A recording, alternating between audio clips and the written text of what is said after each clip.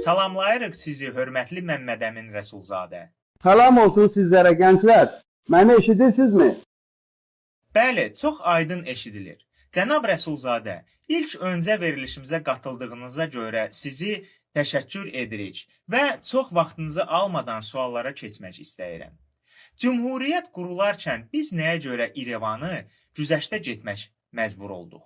Mən İrəvanın Ermənistana verilməsi qərarının çox ağır, lakin məcburi bir addım olduğunu qeyd etmək istəyirəm. Bilirsiniz, bəzən bütün bədəni xilas etmək üçün bir qoldan vaz keçmək gərəkli olur. Bu qərarı verməyə bizi bir neçə əsas amil vadar edirdi. Beynəlxalq məziyyət və xarici təzyiq, dövlətimizin təzəcə qurulması və zəifliyi, daxili sabitlik və resursların qorunması, beynəlxalq tanınmanı əldə etmək arzusu, sülhə və dövlətçiliyimizin qorunmasına inam. Bu amilləri nəzərə alaraq qərarın ağırlığına baxmayaraq, xalqımızın və dövlətimiz üçün o vaxt ən doğru addım olduğunu başa düşərək qəbul etdik. Əminəm ki, tarix bu çətin kompromisimizi anlayacaq. Çox adam sual verir ki, niyə Azərbaycan dövləti bu qədər az yaşadı? Bu barədə nə düşünürsünüz? Öz-özündə qlobal proseslər gedirdi. Bir tərəfdən imperiyalar dağılır və yeni dövlətlər qurulurdu.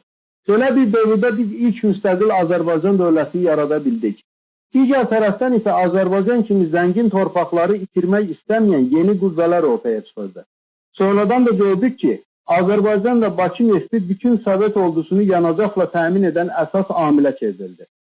Nəticədə Azərbaycan dövləti bu qlobal amillərdən və qüvvələrdən xilas ola bilmədi.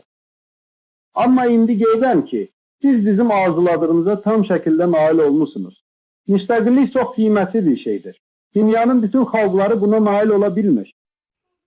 Suallarımızı ətraflı cavablandırdığınız üçün sizə çox təşəkkür edirik. Çox sağ olun, cənab Rəsulzadə. Sağ olun.